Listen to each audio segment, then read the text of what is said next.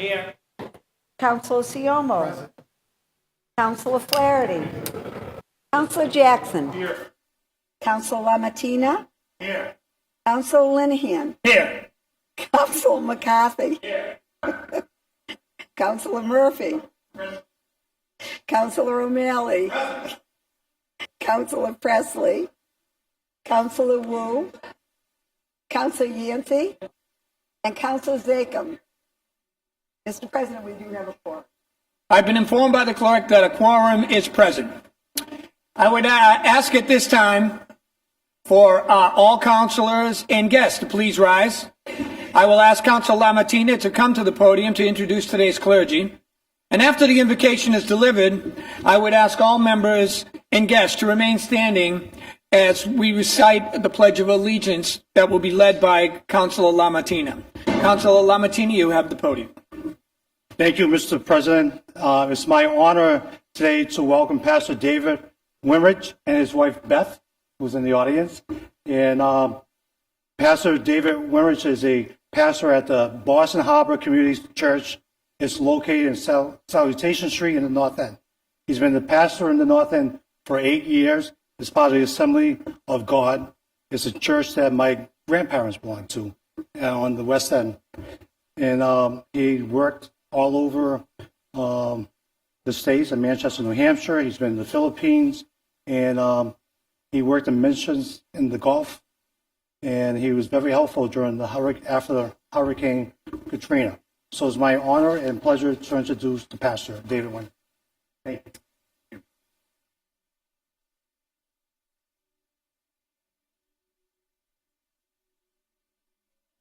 It's my honor to lead you in prayer today, so let's bow our heads. Father, thank you today as we gather together, bow our hearts to honor you in your name today. Your promise is that you are present with us by faith because of the cross of Jesus Christ. We're bound to you by grace and grafted into your kingdom by love. Lord, you've promised us your Holy Spirit to remind us of your words, to teach us, to lead us into all truth. You've told us what is good, to do justice, to love kindness, and to walk humbly with you. Help us to remain faithful, even when we face fear. Help us in our times of doubt. Remind us of who you are, that you've overcome giants, crosses, the grave, and all things evil. We know that you will never fail us. So give us courage to follow and to trust you. Be merciful to us, Lord, and teach us to represent you in all that we do this day. Grant us the ability to think with your mind, to hear with your ears, to see with your eyes, to speak with your mouth, and to walk with your feet, and to love with your heart.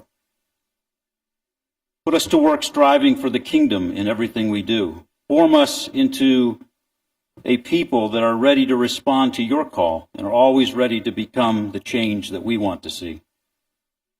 So, Father, I ask specifically today that you would pour out your presence upon this council, that you would liberally grant your grace and your wisdom and your guidance and your direction upon our leaders, and may your continued mercy, protection, and provision be poured out on this great city of Boston.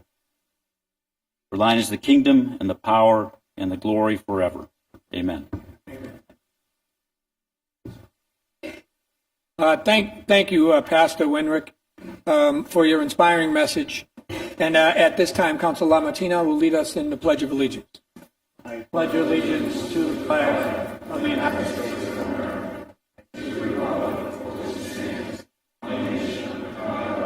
Indivisible.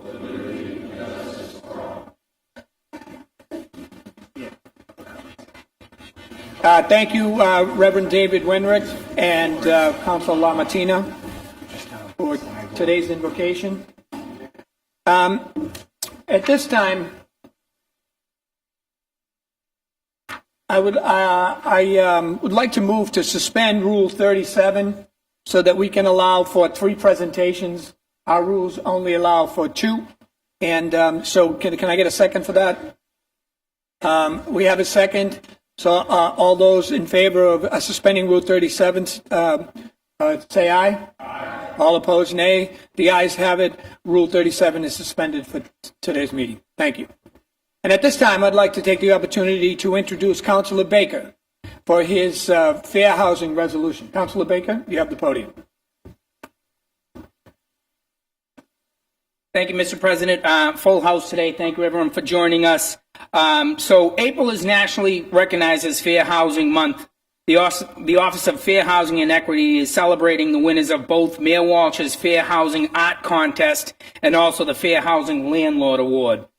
Throughout January and April, the Mayor's Office of Fair Housing and Equity held 2 citywide contests for Boston residents. The Fair Housing Art Contest demonstrated the artistic talent that our students possess, but it also increased awareness of the importance of fair housing in the thousands of residents we market to and who voted for posters online.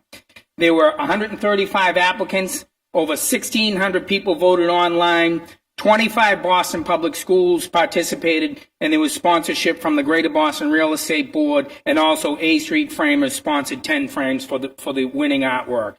And the Fair Housing Landlord Contest recognized landlords or housing providers who not only provide safe and healthy housing, but who also provide housing that is affordable and accessible to all.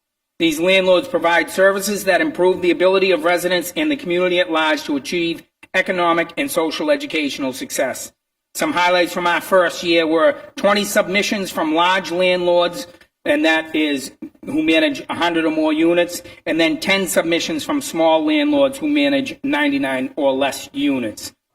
So with that being said, I'd like to bring up the young people that participated in the art contest and also the landlords. Come right up. Parents, if you want to come up also.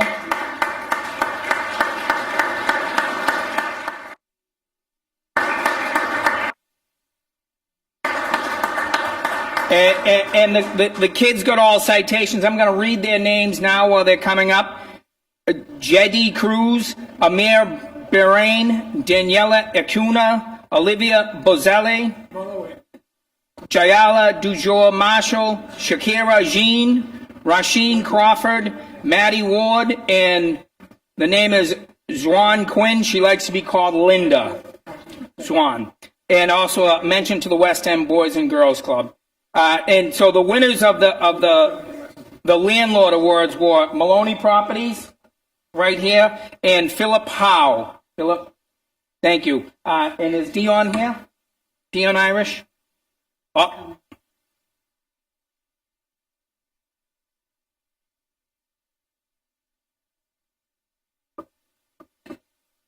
And I'm going to just read a resolution that we'll present to the Commissioner of Fair Housing, Dion Irish, and thank him for the work that he does. A resolution to declare April as Fair Housing Month. I'll read the first whereas and the last, therefore, be it resolved. Whereas April 2015 marks the 47th anniversary of the passage of the Fair Housing Act, Title 8 of the Civil Rights Act of 1968, which enunciates a national policy of fair housing without regard to race, color, religion, sex, familial status, handicap, and national origin, and encourages fair housing opportunities for all. And therefore be it resolved that in pursuant of the shared goals and responsibilities of providing equal housing opportunities for all, the Boston City Council does hereby join the national celebration proclaiming April 2015 as Fair Housing Month in the City of Boston. And I'd like to see if, Dion, would you like to say anything? Not to throw you under the bus, but throw you under the bus. Sure. Thank you, Councilor Baker. I'd like to thank you, President Linehan, and the other members of this esteemed body for taking this time to recognize the wonderful young people that we have in the city and the two landlords who are recognized today for providing good quality housing with services to the city of Boston residents. I'd like to thank you on behalf of Mayor Walsh for doing that. Thank you.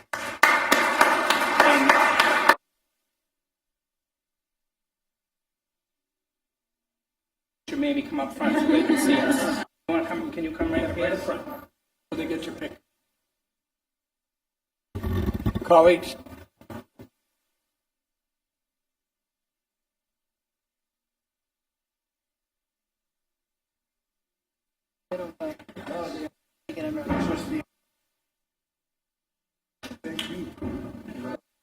can you see us all?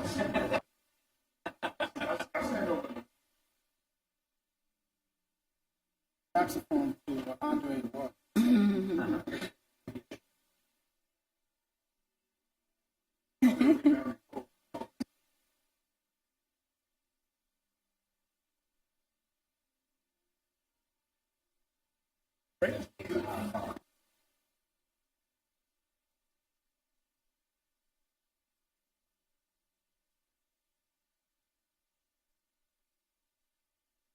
Congratulations and thank you to all the recipients, to Councilor Baker for this important recognition, and to Dion Irish for the great work that he's provided to our city and its residents for a long time here.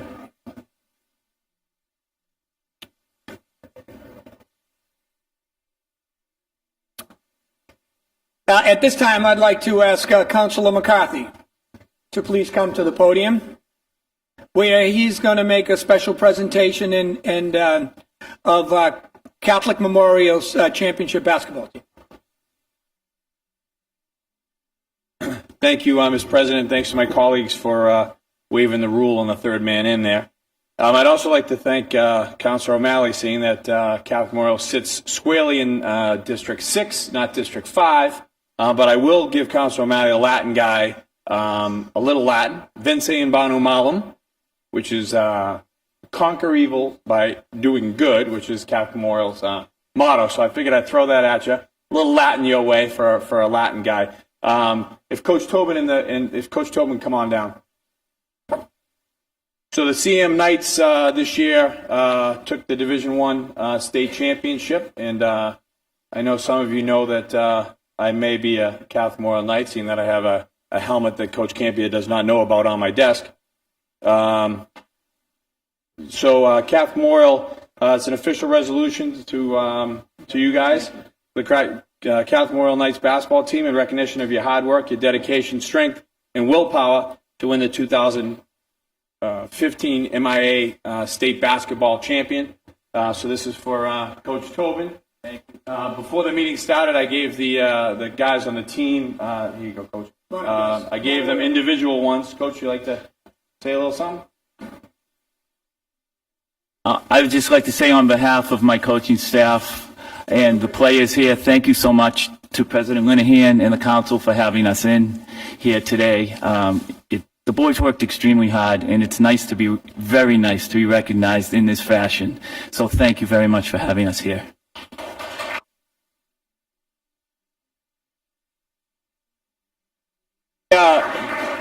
Before I ask all of my colleagues up, I'd like to ask a special colleague of mine, Mike Flaherty, a Boston College high school grad. Maybe he'd like to have one of these, like to have one of those, and you can you can wear that, when you're doing some yard work. All right? Thank you. Thank you very much. So, of course, my wife Maureen said, if you give him that T-shirt in front of everybody, that's going to come back to bite you. So I'm really hoping that my son's lacrosse team wins in the next couple of weeks, because they'll be 0-2 against BC High, and then I'll probably get a BC High lax shirt, which will be awfully difficult to wear. I know it's under $50. That's right. So if everybody would like to come up for a shot, it'd be great. Congratulations, guys.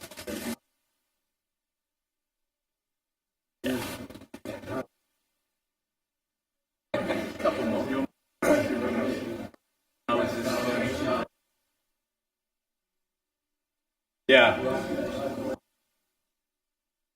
That's what you need. You need a Murphy.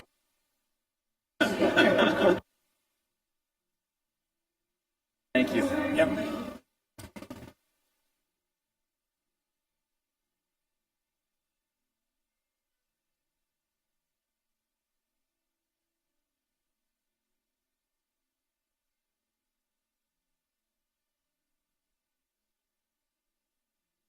Congratulations. Latin school myself. Thank you.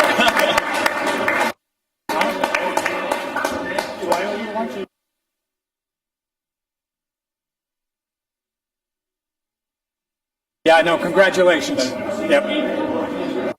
Let's give it up one more time for the Catholic Memorial State Championship basketball team.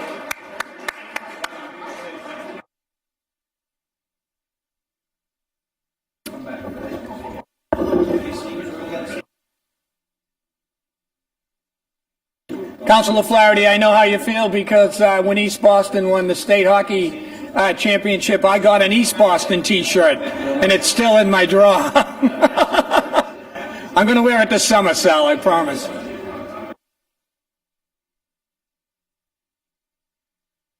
So at this time, I'd like to ask Councilor Wu and Councilor Jackson to come forward because we have another special treat. We have athletic prowess, we have achievement in fair housing and artistics, but we also have a celebration of Jazz Boston.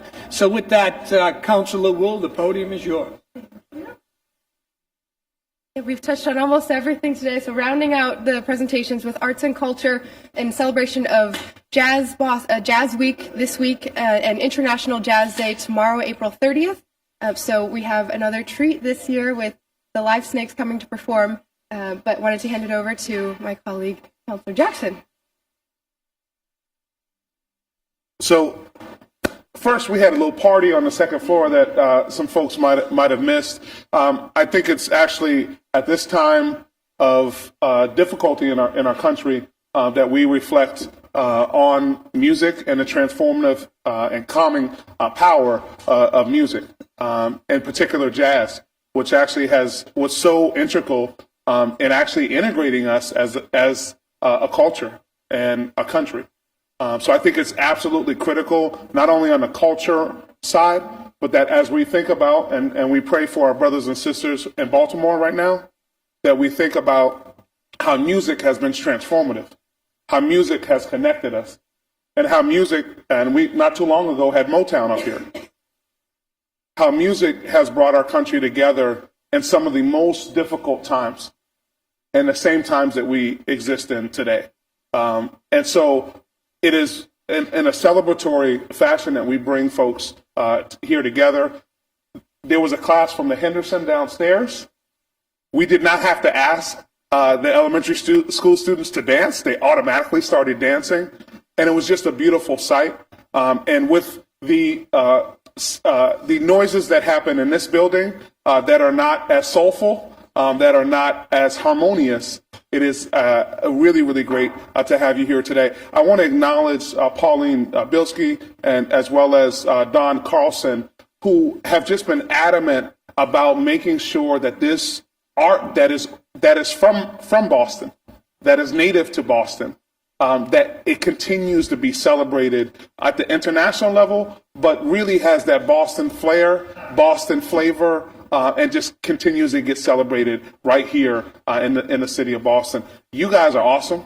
Y'all have soul, and you truly represent what Boston Strong is, and that's really the soul and the heartbeat of the city, and how we are able to, in confusion, are able to work together, to live together, and to come together. And so it's a great day in the city of Boston, International Jazz Week and International Jazz Day, and I'm happy to be able to celebrate it with my friend Michelle Wu.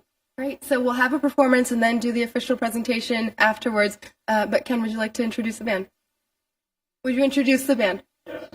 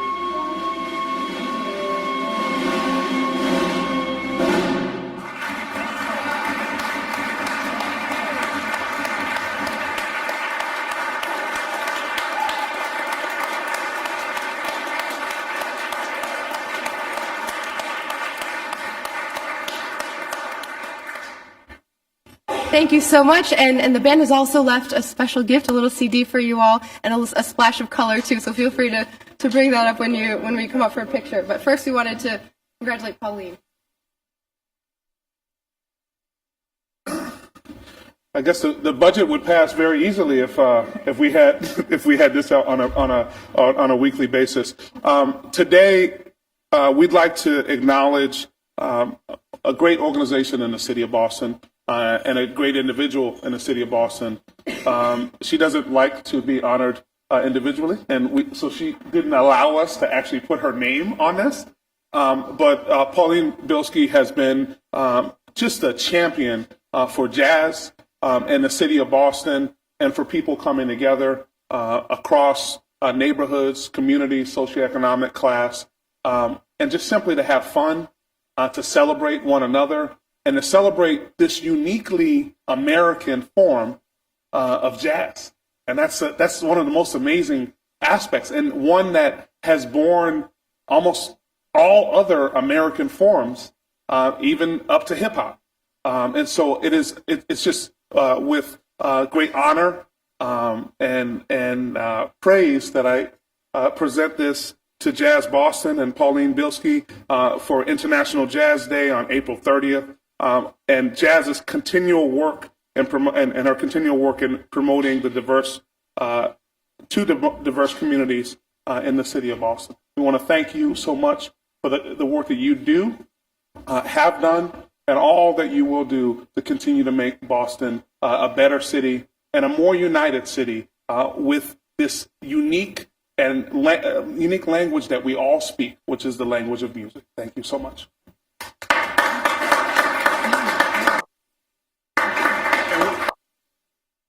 Found out that we have another musician in our audience. Michelle plays the violin as well as the piano. So next year, she said that she would be leading the band next year. Well, I am surprised, but I want to thank Councillor Wu and Councillor Jackson and all the members of the Boston City Council for inviting Jazz Boston to celebrate International Jazz Day with you again. Being here is one of the highlights of Jazz Week for us. And I also want to thank you for understanding that Jazz Boston is trying to serve the entire city, not just the jazz community, and for supporting our efforts year-round. With Jazz Week, for example, we're trying to send two messages. I think Councillor Jackson just kind of gave them both to you, but Boston is one of the world's great jazz cities, and in a great jazz city, every week is Jazz Week. And the other message is that jazz can and should play an important role in the renaissance of some of the city's oldest neighborhoods. And we chose this year's theme, Jazz in the Neighborhood, to demonstrate that. And with our special events in Roxbury last weekend and Mattapan this coming Saturday, we're trying to remind people that culture is just as important a part of a neighborhood's infrastructure as bricks and mortar. And that jazz in particular can help bring diverse groups together and build or sustain a spirit of community. And thank you all again. It means a lot to all of us at Jazz Boston to know that we have friends on the Boston City Council.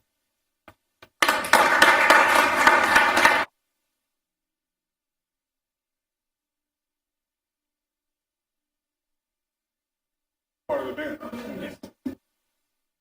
Why don't we all take a picture right here with the band, okay, instead of coming up. Good job. Good.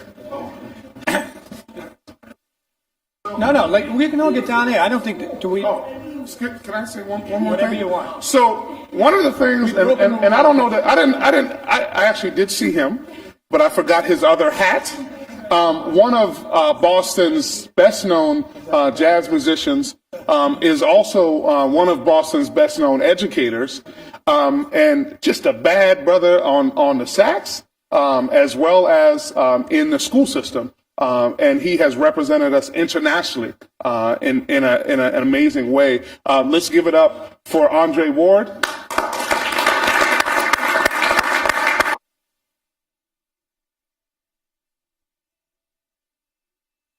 We're talking about jazz. We need to have you in the picture. Pauline, why don't you come up here?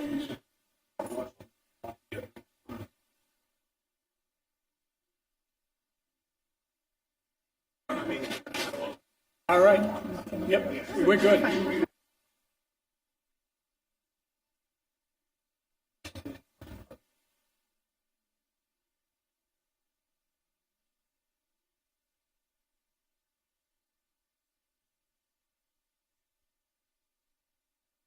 President, I move that after this picture, we adjourn.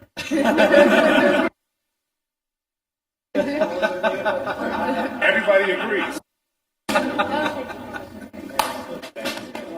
So we'd like to thank the musicians for that extraordinary presentation of our jazz music here in Boston. I want to thank Pauline for all the great work that she does, and thank Councilor Wu and Councilor Jackson for bringing them all here today.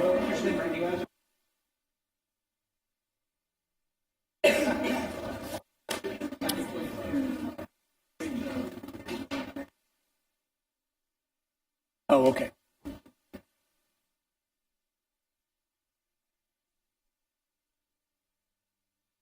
So, Madam Clerk, would you please recognize that Councilor Flaherty and Councilor Presley are present?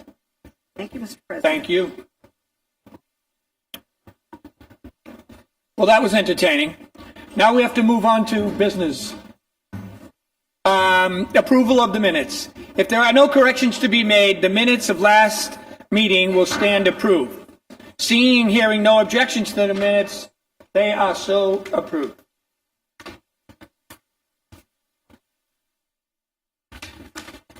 I have a lot of paper up here that's not mine. So. Here we go. Clear the deck. Madam Clerk, communications from His Honor the Mayor, please. Docket number 0740, message and order authorizing the police commissioner to accept and expend funds from Hub Ticket Brokers for the Boston Police District B2 Community Service Officer for goods, services, and preparation facility space for the B2 food truck. Councilor Murphy? I'd like to move suspension of the rules and passage of docket 0740, Mr. President. Okay. Councilor Murphy moves suspension of the rules and passage of docket 0740. All in favor say aye. Aye. All opposed nay. The ayes have it. Docket 0740 has passed. Madam Clerk, 0741, please. Docket number 0741, message and order authorizing the police commissioner to accept and expend a donation of 2 Apple iPad Air tablets, 2 Viewpoint Magic Wand portable scanners, and 1 Targus View-style iPad case and 1 Logitech iPad case from the Dorchester Bay Economic Development Corporation. The devices will be deployed to the Boston Police Department's B2 community service offices for use in the community meetings. Councilor Murphy moves suspension of the rules and passage of docket 0741. All those in favor say aye. Aye. All those opposed, nay. The ayes have it. Docket 0741 has passed. Madam Clerk, reports of public officers and others, please. Would you like me to read 04? Yeah, could you read 0742 and 43? Docket number 0742, notices received from the mayor of the appointment of Giselle Sterling as the Commissioner of Veteran Services effective April 14, 2015. And docket number 0743, notices received from the mayor of the appointment of Patrick Brophy as Chief of Operations effective April 13, 2015. Docket 0742 and 0743 will be placed on file. Madam Clerk, I think we do. I think Councilor. Oh, I'm sorry. Councilor Jackson. I just wanted to speak on 0742. I think, and this is a compliment to the mayor and the city to have Francis Urena elevated to his new role at the state, but also I think it's significant to have such a qualified individual in Giselle Sterling to fill that role. She has done, and I worked with her to bring veterans to the Boston Ballet, extending that cultural component. But I also think it's notable that the city of Boston has a woman of color in that role. and there are not many cities that can actually claim that same component. She is a hero in terms of the veteran component, but I think she also is a real great role model to all of the young people, in particular many of the young women who are coming up behind her. So I just wanted to note that. Thank you very much, Mr. President. Thank you, Councilor Jackson, for that important acknowledgement.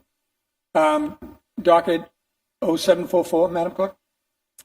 Docket number 0744, communication was received from the city clerk regarding the spring 2015 University Accountability Statistical Report.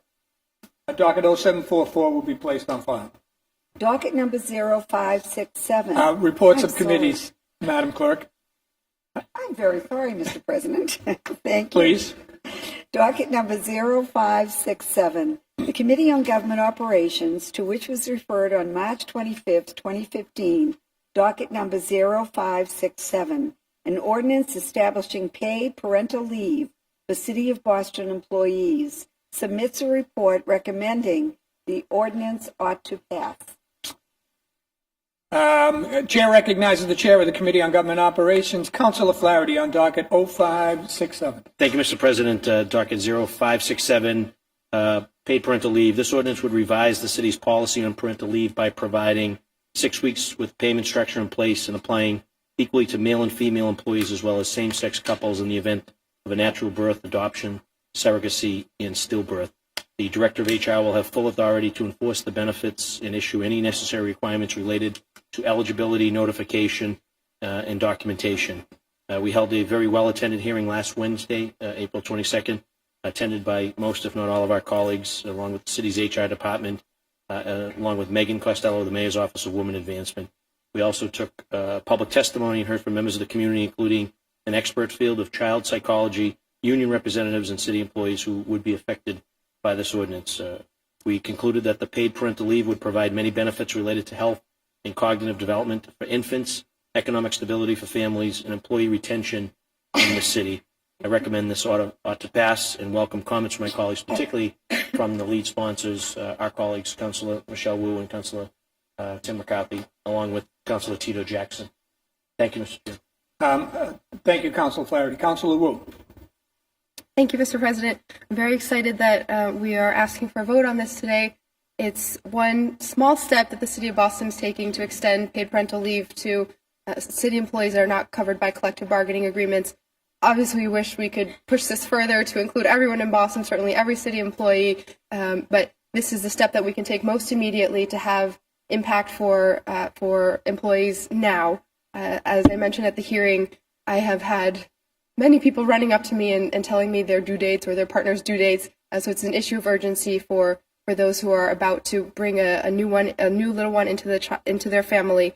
You've heard the health benefits. We've heard the benefits for employers. This is another example of a values-driven policy that is economically sound. And Megan Costello and her office will be very carefully tracking the long-term implications in terms of turnover and decreased costs for training and improved productivity and morale and fewer sick days. So we will be using this as an example to study the impacts, hopefully expand it later on, and ask for all of your support in pushing through this very important policy for the city of Boston, the state, and really the entire country. Thank you. Thank you, Councilor Wu. Councilor McCarthy. Thank you very much, Mr. President. Once again, I stand very proud of what we've done here. Boston, once again, is leading. And as I said in the hearing, I will not be able to utilize this. I can guarantee you that. I will not be utilizing this. But, you know, Boston, once again, is leading. And 178 other countries throughout the world have this sort of, of parent leave that family in those first couple of weeks can stay together. It's such an imperative time in families' lives to bond, to become that stable family. And influence that child in every way, including adopted children as well. So I'm very proud of this, and I hope it passes today unanimously. Thank you, Councilor McCarthy. Councilor Jackson. Thank you very much. I want to compliment our co-sponsors on this, Councilor Michelle Wu, as well as Councilor Tim McCarthy. who both know about having children. I don't have that knowledge, but I do know about being adopted because I was adopted when I was 2 months old. And my mom, actually, hopefully they won't. Hopefully the statute of limitations has passed, but she actually faked that she was pregnant and took off maternity leave at that time. No more faking. No more folks having to really determine how much money that they have in their savings account when they're thinking about building a family. This is really about the character of our city in terms of what we do for the folks who serve our community. As Councilor Wu said, this is a start, and I think, and we don't play on the other side relative to the union contract negotiations, but I think this inequity should be short-lived, and it's something that we should do for all of our employees. When we look at the cost, actual cost of this, and one of the things that was brought up, we actually do kind of know how many babies are born. Insurance companies actually estimate that on a regular basis. They're pretty good at that. So we actually can get around that issue of how much it's going to cost. But what we don't have to deal with a program like this is retraining employees, losing employees out of our own offices, and also having someone like the courageous woman who sat right at my desk, who came in to testify. She had a baby on Friday, and I believe this was a Monday hearing. Who's that dedicated to this? Who is not going to benefit currently from this? It's our time, and it's our challenge in this council to step forward and do right by the people who do right by us on a day-to-day basis. And so I'm happy that we cover this nearly 700 employees.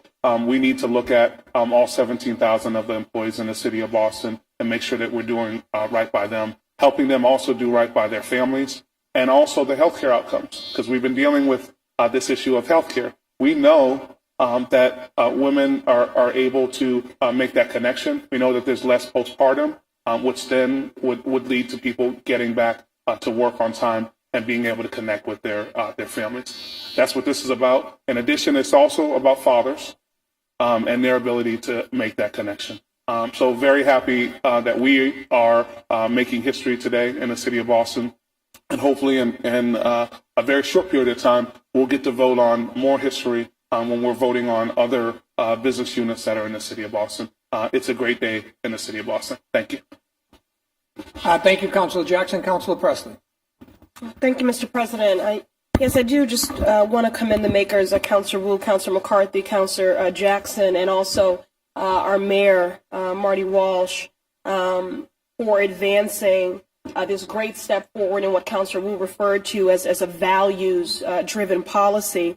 And as I said in the hearing, I'm especially heartened because in 2015, there are really a diversity of family models, and I'm thrilled that this paid parental leave ordinance includes dads, adoption, surrogacy, and same-sex couples. And this is really going to go a long way to getting us on a pathway to greater equity, greater gender equity, both in our workforce and also in our homes. And as a city, we do stand to all benefit when we have more stable families, a stabler workforce that does support us in being a healthier and a more thriving city.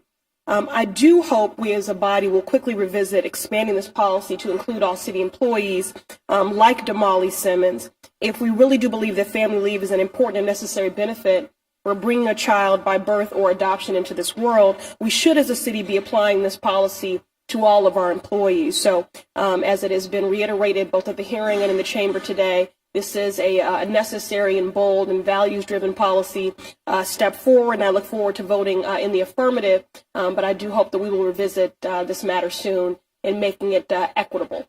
Thank you. Thank you, Councilor Presley. Councilor O'Malley. Thank you, Mr. President. This is a terrific initiative. I rise to commend Councilors Wu, McCarthy, and Jackson for their leadership, as well as Mayor Walsh for his support. I will probably be voting in favor of this. Well done on something that's not only good policy, but the right thing to do. Thank you. Thank you, Councilor O'Malley. Councilor Yancey. Thank you, Mr. President. I too would like to commend Councilor Wu, McCarthy, and Jackson for bringing this forward. And I believe every member of this body has already signed on, so I think the outcome is somewhat predictable. But I just want to make a couple of points. First of all, I believe this should apply to all employees, collective bargaining or no collective bargaining. I would hope that the city administration and the unions can come together to make sure that that becomes a reality for all employees. Secondly, this body is no stranger to taking the initiative on family-friendly legislation. Our clerk, Maureen Feeney, when she was a city council, one of the first things she did was to join me in passing the parental school leave ordinance, which allows city employees to take 3 days off of work to visit their children during school hours. It's not paid, however, and there's pending legislation. I will work with the chair of the committee to have a hearing and hopefully get that passed. I come from a relatively large family by today's standards, even though those of you who participated in the bowling dedication, you know that the Yancey family was not the largest family in Roxbury at the time. The Boland family had 12. We only had 9. But both my parents worked, and they did not have the opportunity to benefit from even the Federal Family Medical Leave Act in the 40s, 50s, and 60s. But we would have benefited from it. I might have turned out even better if my parents were able to take some time off after I was born. But this is yet another example, Mr. President, of the Boston City Council leading by example. So not only do I want all city employees to have this benefit, I want all employees all around the United States of America to have this type of benefit. And it's long overdue. Boston is certainly a civilized city. The United States is a civilized nation. Why isn't this national policy? So let's begin that battle here. And again, I commend the leadership of Councilor Wu, Councilor McCarthy, and Councilor Jackson, and urging a unanimous vote. Thank you. Thank you, Councilor Yancey. Councilor Flaherty moves acceptance of the committee report and passage of docket 0567. All those in favor say aye. All opposed, nay. The ayes have it. Docket 0567 has passed. Out the vote. Madam Clerk, would you please read the roll? Councilor Baker. Councilor Baker, yes. Councilor Siomo. Councilor Siomo, yes. Councilor Flaherty. Councilor Flaherty, yes. Councilor Jackson. Councilor Jackson, yes. Councilor LaMattina. Councilor LaMattina, yes. Councilor Linehan. Yes. Councilor Linehan, yes. Councilor McCarthy. Councilor McCarthy, yes. Councilor Murphy. Councilor Murphy, yes. Councilor O'Malley. Councilor O'Malley, yes. Councilor Presley. Councilor Presley, yes. Councilor Wu. Councilor Wu, yes. Councilor Yancey. Councilor Yancey, yes. And Councilor Zachem. Councilor Zachem, yes. Mr. President, we have a unanimous vote. The clerk has informed me that docket 0567 has passed unanimously. Congratulations to the sponsors and to the chairman for their work. Madam Clerk, matters recently heard for possible action.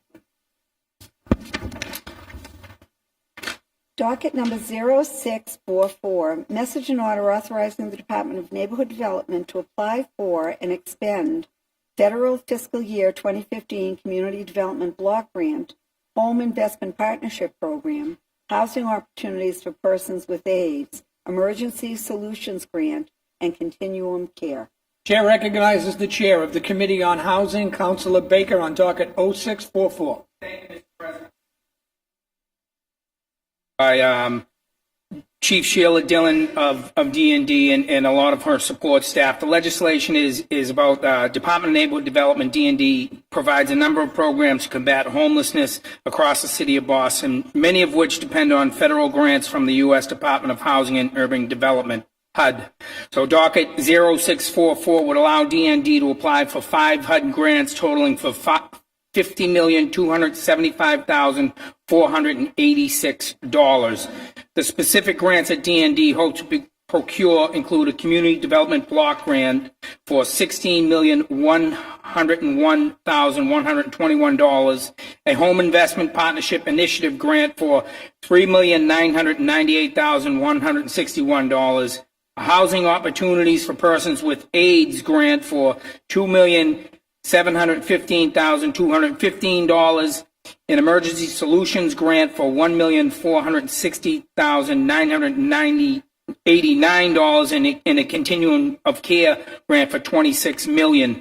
The CDBG money, a lot of that goes for actual programming that D&D does now, anything from the Restore programs to their housing classes that they have. So with that being said, as chair of the housing, I recommend that docket 0644 ought to pass. Thank you, Councilor Baker. Councilor Baker moves acceptance of the committee report and passage of docket 0644. All those in favor say aye. All opposed, nay. The ayes have it. Docket 0644 has passed. Madam Clerk, read docket 0691 through 0693. Thank you, Mr. President. Docket number 0691, message and order authorizing the Boston Fire Department Academy to reestablish, in accordance with General Laws, Chapter 44, Section 53E and a half, a revolving fund to accept from the fund up to a maximum of $100,000 to fund fiscal year 2016 to support Boston Fire Department's participation in the detection, cleanup, and containment of hazardous material release. In docket number 0692, message and order authorizing the Boston Fire Academy to reestablish, in accordance with General Laws, Chapter 44, Section 53E and a half, a revolving fund to accept from the fund up to a maximum of $100,000 to fund fiscal year 2016 to support training programs for firefighters from non-City of Boston fire agencies. The Academy will charge participating outside agencies tuition for each firefighter recruit they send to the Academy. Docket number 0693, message and order authorizing the Boston Fire Department Academy to reestablish, in accordance with General Laws, Chapter 44, Section 53E and a half, a revolving fund to accept from the fund up to a maximum of $25,000 to fund fiscal year 2016 to support Boston Fire Department personnel participating in the detection, cleanup, and containment costs associated with Massachusetts General Law, Chapter 21E, the Massachusetts Oil and Hazardous Material Release and Prevention and Response Act. Dockets 0691 through 0693 will remain in the Committee on Ways and Means. Docket 0662 through 0680, Madam Clerk. Docket number 0662, order for FY16 operating budget, including annual appropriation and tax order, annual appropriation for the school department, and appropriation for other post-employment benefits known as OPEB. Orders for the FY16 capital budget, including loan orders and lease and purchase agreements. Dockets 0662 through 0680 will remain in the Committee on Ways and Means. Docket number 0700, order for hearing to protect air quality throughout the City of Boston by reducing fuel emissions. The Chair recognizes Councilor Flaherty on Thank you, docket 0700. Thank you, Mr. President. Ordinance to reduce diesel emissions. We had a hearing yesterday that was well attended by a diverse group offering many different perspectives. We heard from the city's Air Pollution Control Commission. We heard from advocates from Roxbury Environmental Empowerment Project and representatives from the utility contractors and trucking industries. It's a very comprehensive ordinance with a lot of moving parts. Our colleague, City Councilor Steve Murphy, has been doing all the heavy lifting here. We're going to consider all the feedback that we heard from yesterday's hearing and possibly either schedule a working session or a follow-up hearing. So at this time, I'd like to defer to the lead sponsor and someone that's been carrying this for the last couple of years, Councilor Steve Murphy. Thank you, Mr. Chair. Thank you, Councilor Flaherty. Councilor Murphy. Thank you, Mr. President. Thank you to Chairman Flaherty for holding an expedited hearing on the matter.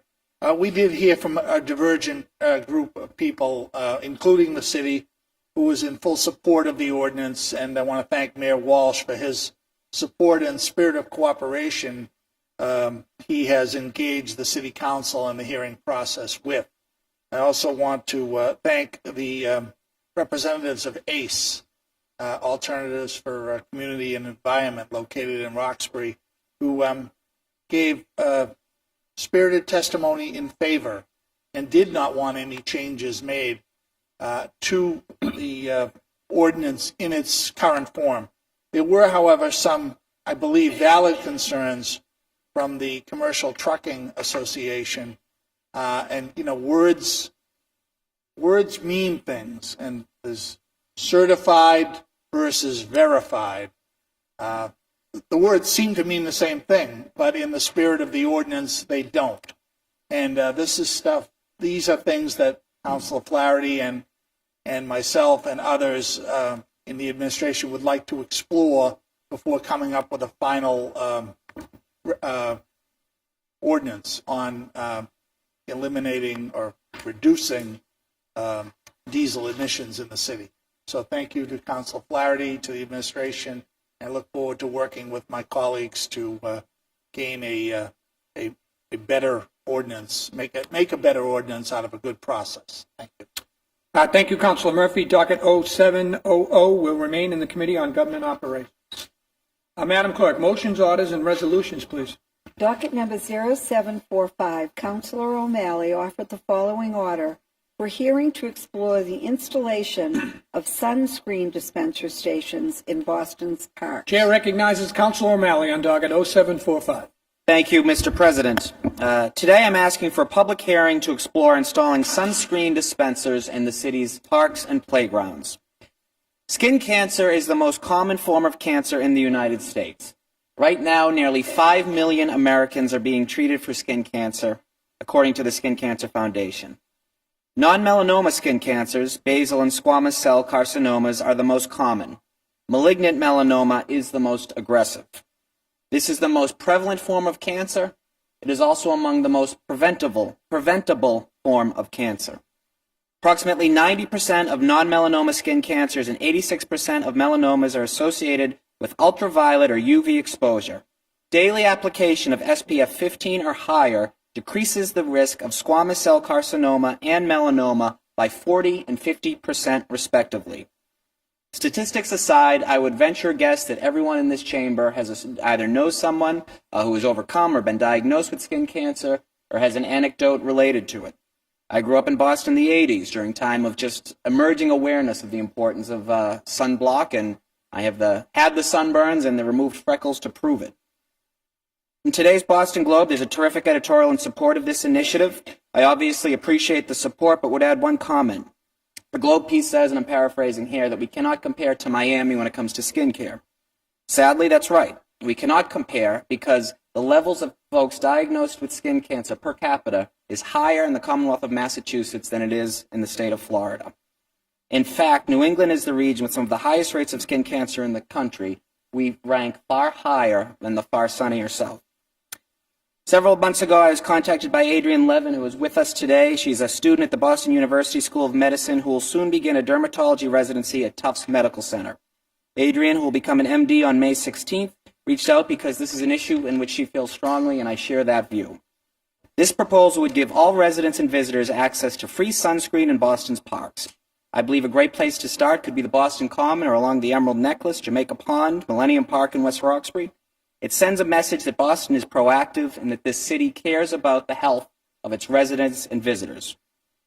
Boston boasts 220 parks, playgrounds, and recreational fields that are used by outdoor activity by tens of thousands of city residents every year. Sunscreen dispensers would not only give people access to sunscreen, but they would serve as a visual reminder of the importance to apply it and reapply it. And I believe that this could be done at no cost to the city. There is some phenomenal work that is already happening. We're also joined today from several members of a group called Race Cancer, a group seeking to educate the running community and people who are outdoors about the importance of skincare. They piloted a program at this year's Boston Marathon by bringing dispensers to Hopkinton, where runners took advantage of the vital service. And this is a huge issue in the running community. My dad, many of you know, is a runner, a survivor of skin cancer, had it on his shoulder, which many runners suffer from because when you're wearing the singlet, you wouldn't necessarily think of that, but it can be a very dangerous and perhaps even deadly occurrence. Race Cancer has been working at the state level, identifying areas and needs, and they're with us today and will partner with us in this initiative. Sunscreen dispensers were recently installed along Miami Beach with sponsorships from Mount Sinai Medical Center, and a sunscreen company, 30 SPF, is now available free of charge. It is also available at some baseball parks, including JetBlue down in Fort Myers, where the Red Sox play during spring training. It's a convenience to patrons. It's at Hershey Park in Pennsylvania. And one of the things why you're seeing more and more local towns and cities and municipalities offer this service is that the Surgeon General put a call to action relating to skin cancer last summer and said it's really up to the cities to fight this disease. Now, an outdoor sunscreen dispenser retails for between $100 and $200. I believe that we could partner with either a sunscreen provider or some foundation that would be able to underwrite these costs. Indeed, after yesterday's newspaper story in the Globe, the Melanoma Foundation of New England reached out to my office and they offered to underwrite this initiative. Other groups have also reached out to this proposal that's essentially 2 days old. This is an issue that resonates with so many people. I've been overwhelmed by the feedback, the positive feedback I've received, particularly the number of skin cancer survivors who have come up and said, thank you, this is a great idea. Their appreciation and enthusiasm really means that this is something we need to do. Now, I don't mean to overstate what I'm proposing, but I think it's safe to say that we can offer a service and we can offer education that at a minimum can make Boston a more healthful city and perhaps even save some lives. This is a public good for the city that can be achieved at no cost to the taxpayer. Let's make it happen. Thank you. Thank you, Councilor O'Malley. Councilor LaMattina. Thank you, Mr. President. I rise to commend the maker of this order. I love this. Growing up in East Boston, Italian neighborhood, we never heard of sunscreen. We did the baby oil, iodine, lay in the sun for hours, and here I am, 55 years old, and this past January I had a little basal cell cancers removed. My daughter Liana, as a baby, we brought her up using sunscreen, and that's what she uses. She uses sunscreen. I think this is a great idea. Having it in our park, even if it's available for a kid, so you can teach the kids at a young age to use sunscreen. I love this idea. Please add my name. Thank you. Thank you, Councilor LaMattina. Please add Councilor LaMattina's name, Councilor McCarthy's name, Councilor Presley's, Councilor Wu, Councilor Yancey, Councilor Zachem, Councilor Flaherty, Councilor Siomo, Councilor Baker. Please add the chair's name. Everybody. Councilor Murphy's name. Please add Councilor Murphy's name. Councilor Jackson. Thank you, Mr. President. I actually hadn't planned to speak on this issue because, in all honesty, I didn't think it actually applied to me initially. I thought it applied to the minority in the city of Boston, the 2 to 6% of people who are redhead in the city of Boston. But upon further evaluation, this is actually something that is relevant to all of us. Even people who are African American actually need to have at least a SPF 15. And melanin is something that actually protects people, but doesn't protect enough. This is something that is thoughtful and the right thing for every park and for every resident of the city of Boston, regardless of their hue. And I think I just want to compliment Councilor O'Malley for a couple things. One, for listening to one of our students here. We have over 250,000 students in the city of Boston, and great idea that came from someone who's studying here in the city of Boston, and really implementing that, but also really looking out for the health and wellness of people in the city of Boston. Practical, just real legislation that not only can help lives, but literally can save lives. So I just really want to thank you for your leadership time and time again in this space. And again, I on a vacation not that long ago, my shoulders peeled for the first time in my life, and it was something. And then going in to actually buy sunscreen was an interesting piece. So I hope there's an educational component around what people actually need. It was the first time in my life, and it is something that I will continue to do in the future. But again, really thoughtful legislation. Please add my name, and I look forward to hopefully a program that rolls out this summer. And with rising healthcare costs, this is one of the ways that we can actually be proactive. Thank you, Mr. President. Thank you, Councilor Jackson, and please add Councilor Jackson's name. Docket 0745 is assigned to the Committee on Environment and Parks. Docket number 0746, Councilor O'Malley offered the following resolution in support of a study examining current conditions of the West Roxbury neighborhood impacted by the Algonquin Incremental Market Pipeline Project, known as AIM. Chair recognizes Councilor O'Malley on docket 0746. Thank you, Mr. President. As many of you know, Spectra Energy Corporation is proposing a gas pipeline that will begin in the state of New Jersey and snake throughout much of the eastern seaboard. 5 miles of this proposed gas line is considered part of the West Roxbury Lateral and will run through the neighborhood of West Roxbury. It will include a new metering and regulatory station that is slated to be built next to the active blast zone of a quarry. The purpose of this M&R station is to reduce the gas pressure of 750 psi to 100 psi. Now, the whole idea of having a high-pressure gas station literally across the street from this quarry defies all logic in my estimation. It is for this, among many reasons, that I remain opposed to this pipeline and have been working with many of you to stop this ill-conceived plan. And I want to specifically note that the 4 at-large councilors, Councilor Flaherty, Councilor Murphy, Councilor Presley, and Councilor Wu, have been working on this issue with me from the beginning. And they've really showed some terrific leadership in this.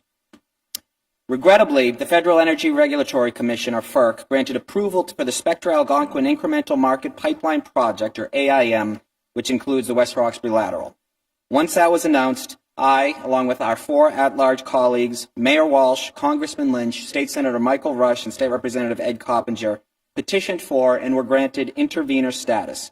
This allows us the opportunity to request a rehearing or another opportunity to make a plea for common sense, which we have already done.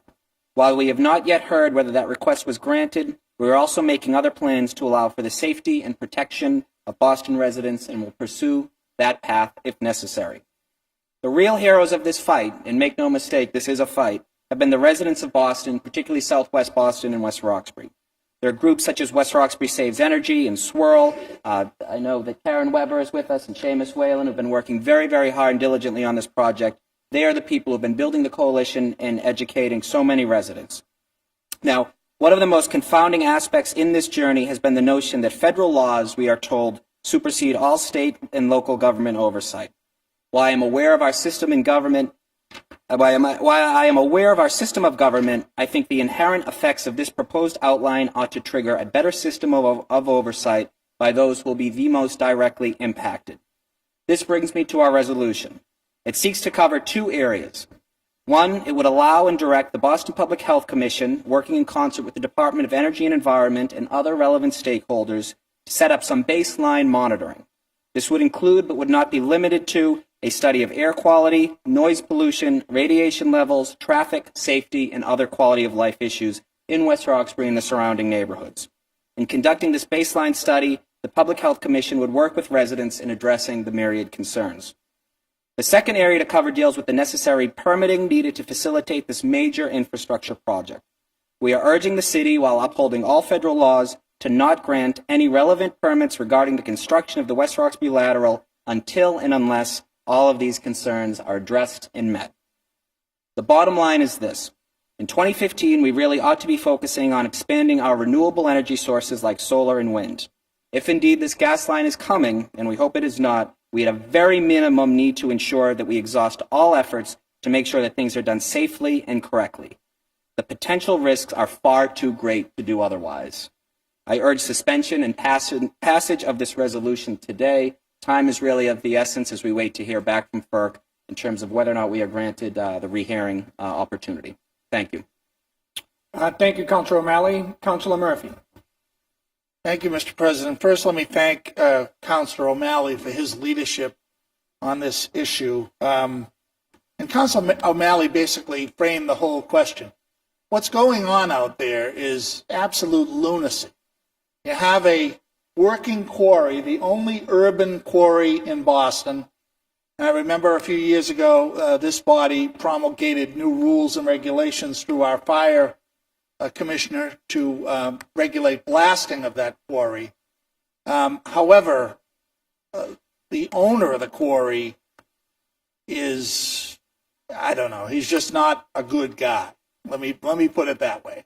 For him to sell land across the street from an urban quarry to the gas company so that they can put a measuring station in as they're blasting less than 100 feet away is sheer lunacy. So everybody is up in arms about the fact that there could be a blast rupturing a gas line, and those things happen, and they happen all over, not only the Northeast, but all over the country. And we've been engaged with, Councilor O'Malley's been leading the charge for the City Council. All 4 at-large colleagues have been engaged. We've had several meetings in Congressman Lynch's office, up at the State House with Mike Rush and Eddie Coppinger, and and the mayor has been involved as well. And we're all of the mind that we're going to do whatever we can to stop it. And we've offered the gas folks other locations to put their monitoring station, not 100 feet from a blast zone. The Congressman Lynch offered property on the VA hospital, federal property. The state officials have offered state property a little further away. We have offered city property. But 100 feet from a blast zone just doesn't make any sense at all. And Councilor O'Malley's to be commended. We do need to use every tool in our tool shed to ultimately stop this if we can, or to at least put it in a safer locale. So I want to commend Councilor O'Malley, add my name to it, and move second his suspension of the rules and adoption of this order today. Thank you. Thank you, Councilor Murphy. Councilor Flaherty. Thank you, Mr. President. I would just like to add to the two previous speakers, commend Councilor O'Malley. He's been carrying the water on behalf of the council, along with his local delegation of Representative Ed Coppinger, Senator Michael Rush, and Congressman Lynch. So second whereas says it all, and to dovetail what Councilor Murphy was just suggesting, it's a main lateral from the federal government that's putting it across the street from a active quarry where there's regular blasting. Makes no sense. That's a colossal mistake in the making in a densely populated neighborhood. So I stand with my colleague from West Roxbury and Jamaica Plain and urge all colleagues to sign on and expedite passing. Thank you, Mr. President. Thank you, Councilor Flaherty. Please add Councilor Murphy's name, Councilor Flaherty's name, Councilor Baker's name, Councilor Siomo's name, Councilor Jackson's name, Councilor LaMartina, Councilor McCarthy's name, Councilor Presley, Councilor Yancey, and Councilor Zink. I have Councilor Wu. Thank you, Mr. President. I wanted to join everyone in thanking Councilor O'Malley for his leadership on this and ask that my name be added as well. Thanks to the mayor and at-large colleagues and all the local electeds for standing up. This is a case where we are all united with the residents in protesting this crazy decision. I am reminded of this on a very regular basis, as my mom's house is right around the corner from here, so we're constantly driving by the proposed site and worrying about the time running out on the clock. This is an example of a very localized impact that, because it's a federal issue, we are feeling not heard on. And so I want to thank Councilor O'Malley for continuing to push on all different avenues to make sure that we are exercising everything that we have to try to exercise the city's voice.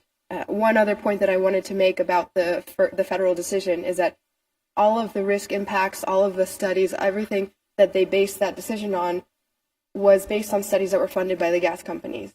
And it's been incredibly frustrating to be outmatched in resources and in every other perspective. So again, this would be at least one way for the city to start with a baseline that we can continue to track and try to hold some of these actors accountable.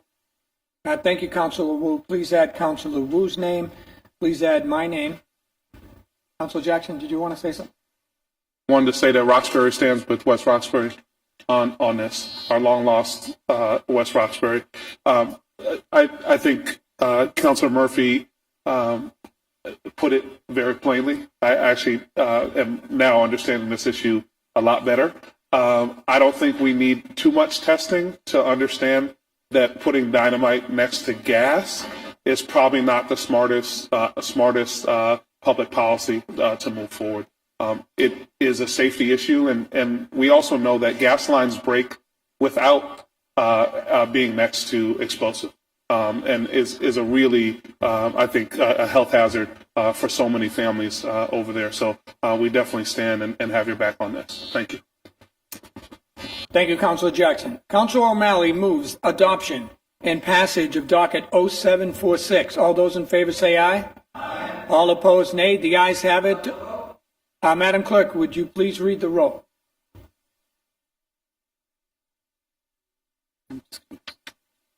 Councilor Baker. Yes. Councilor Baker, yes. Councilor Siomo. Councilor Siomo, yes. Councilor Flaherty. Yes. Councilor Flaherty, yes. Councilor Jackson. Councilor Jackson, yes. Councilor LaMattina. Yes. Councilor LaMattina, yes. Councilor Linehan. Yes. Councilor Linehan, yes. Councilor McCarthy. Yes. Councilor McCarthy, yes. Councilor Murphy. Yes. Councilor Murphy, yes. Councilor O'Malley. Councilor O'Malley, yes. Councilor Presley. Councilor Presley, yes. Councilor Wu. Councilor Wu, yes. Councilor Yancey. Councilor Yancey, yes. And Councilor Zachem. Councilor Zachem, yes. We have a unanimous vote. Thank you, Madam Clerk. The clerk has informed me that docket 0746 has been adopted and passed unanimously.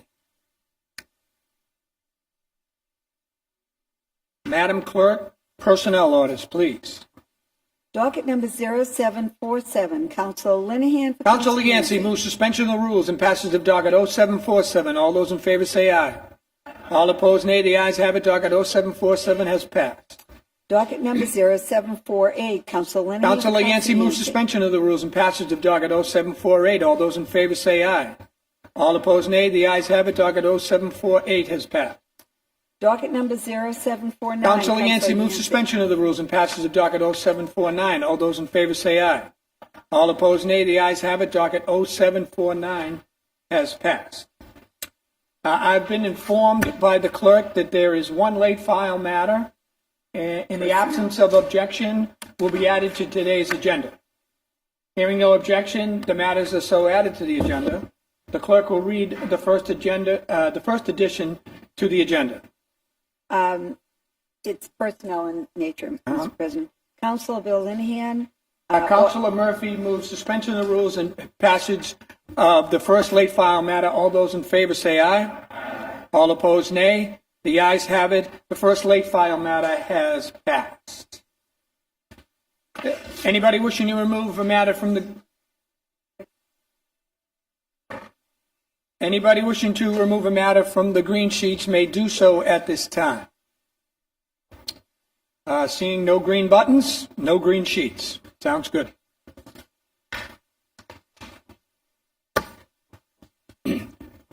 There are 4 late file matters which, in absence of objection, will be added to the consent agenda. Seeing and hearing no objections, the matters are so added. The chair moves adoption of the consent agenda. All those in favor say aye. Aye. All opposed, nay. The ayes have it, and the consent agenda has been adopted. I'd ask all guests and councilors to please rise as we prepare to adjourn today's meeting in memory of the following individuals.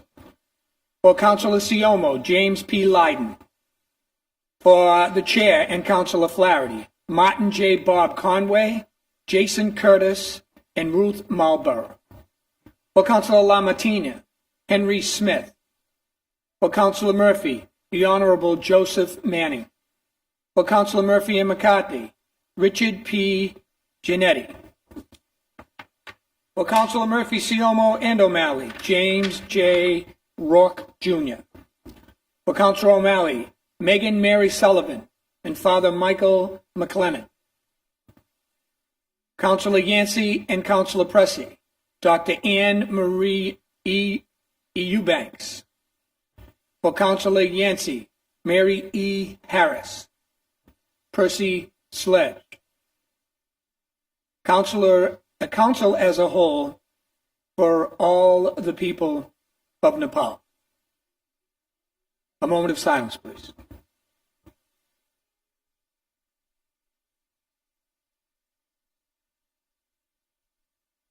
Thank you. The chair moves that when the council adjourns It does today in memory of the aforementioned individuals and is scheduled to meet again on Wednesday, May 6th at 12 noon. All those in favor say aye of adjournment. All those opposed? The ayes have it. The council is so adjourned.